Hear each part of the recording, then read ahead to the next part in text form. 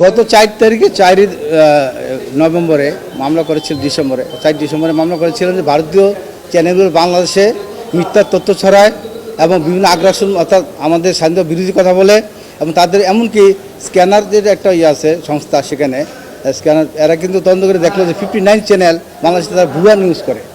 তাছাড়া বাংলাদেশে কেবল টেলিভিশন আইনে এটা নিষেধাজ্ঞা বলা আছে এবং সেখানে 19 ধারা বিধি নিষেধ আছে।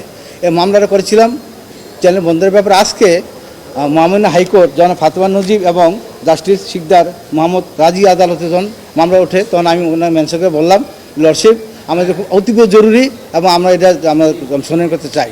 তো উনি একটু কথা হচ্ছে, আমার সাথে কথা বলছে, বলে এক পর্যায়ে বললো যে এটা তো একটা অতি গুরুত্বপূর্ণ বিষয়, এই ম্যাটারটা অ্যাটর্নি জেনারেল শোনা ছাড়া তো আমরা কিছু বলতে পারি না। উনি বললো যে তাহলে অ্যাটর্নি জেনারেল আপনি করেন, আজকে আমি শুনানি করতে চাচ্ছি। উনি যখন সময় দেয় তখন বলেন না, এটা আসলে লং শুনানি, আফটার ভ্যাকেশনে এটা করতে হবে। তো উনি আফটার ভ্যাকেশন রাখছে উপস্থিত, অর্থাৎ অ্যাটর্নি জেনারেলের জন্য উনি রাখছেন আর কি। এই অবস্থা আজকে শুনানি। আমি রিটে আমি চেয়েছি যে আমি রিটে বলছি যে আমাদের দেশে যে চ্যানেলগুলো, ভারতীয় চ্যানেলগুলো চলে, কিসের মাধ্যমে চলে? আমরা দেখলাম যে এখানে আমাদের কোনো চ্যানেল ভারতে চলে না, কিন্তু আমাদের এখানে চ্যানেলগুলো চলে ফ্রি টু এয়ার চ্যানেল। অর্থাৎ আমাদের 2টা চ্যানেল আছে, একটা পে চ্যানেল, এটা free to air channel. Free to air channel আনতে হলে বাংলাদেশ ব্যাংকের অনুমতি লাগবে, এটা 7 ধারা বলা আছে আমাদের কেবল টেলিভিশন আইনের, সেখানে নাই।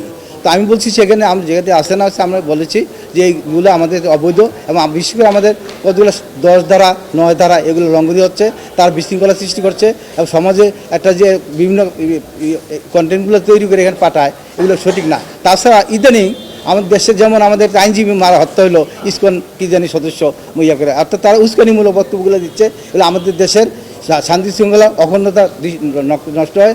এই জন্য আমি রিটটা করেছি জনস্বার্থে। ধন্যবাদ। সবগুলো চ্যানেল বলেছি, কারণ আমাদের এইটা এই জন্য বলেছি, এখানে আইনি বলা আছে যে ফ্রি টু এয়ার চ্যানেল যেগুলো আছে, এটা কিন্তু যেগুলো পে চ্যানেলগুলো আছে, পে চ্যানেলগুলো কিন্তু বাংলাদেশ ব্যাংকের অনুমতি সাপেক্ষে করতে হবে। তো অনুমতি নিল কি নিল না, এটাও বাংলাদেশ সরকারের কাছে আছে কিনা আমি জানি না। এই তথ্য অর্থাৎ সরকার বলতে তথ্য মন্ত্রণালয় বোঝায়, তথ্য মন্ত্রণালয় জবাবদিহি করতে হবে যে কী কী চ্যানেল বাংলাদেশে অনুমতি নিয়েছে, এগুলো কিন্তু এখানে নাই, স্পষ্ট না। না, এটা টাকা যে আমি তথ্য নিয়েছি, কিন্তু এটা বাংলাদেশ ব্যাংকের যে টাকাটা দিচ্ছে, বাংলাদেশ ব্যাংকে টাকা দিতে হয়, বাংলাদেশ ব্যাংকের টাকাটা দিয়ে এটা অনুমতি নিতে হয়। কিন্তু বাংলাদেশ ব্যাংকে এখানে তো স্পষ্ট বলে নেই কোন কোন চ্যানেলগুলো টাকা দিয়েছে এবং 2 বছর পর কিন্তু এটা রিনিউ করতে হয়, এটা জানেন। 2 বছর পর এটা রিনিউ করার পরে আবার নতুন টাকা দিতে হবে, এগুলো দিচ্ছে কিনা তো আমরা জানি না। সর্বোপরি যে আমরা বলছি যে কথাটা, সেটা হচ্ছে আমাদের কোনো চ্যানেল এখানে যাচ্ছে না, আর বিজ্ঞাপনগুলো এখানে চলে যাচ্ছে। ক্লিনফিট তারা বলে, কিন্তু ক্লিনফিটগুলো পঞ্চকথা করে সঠিকভাবে এগুলো চলে না।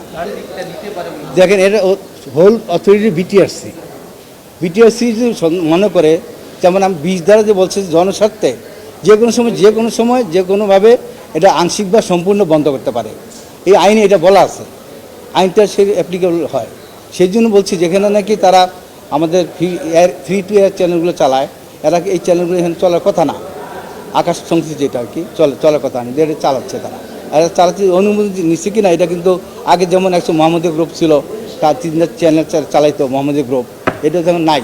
আর প্রত্যেকটা লাইসেন্সের নেওয়া যায় 2 বছর, যারা এটা চালায়, যেমন আমাদের প্রতিটা ওই যে আমাদের কেবল অপারেটরগুলো যে ইয়েগুলো নিচ্ছে, যেমন কেউ একটা ভাড়া করে নিল একটা চ্যানেল নিয়ে, তার নিজস্ব আবার ডিটিএস তৈরি করে, ব্রডব্যান্ড যেটাকে তৈরি করে এগুলো বিভিন্ন বাসা বাড়িতে চলে।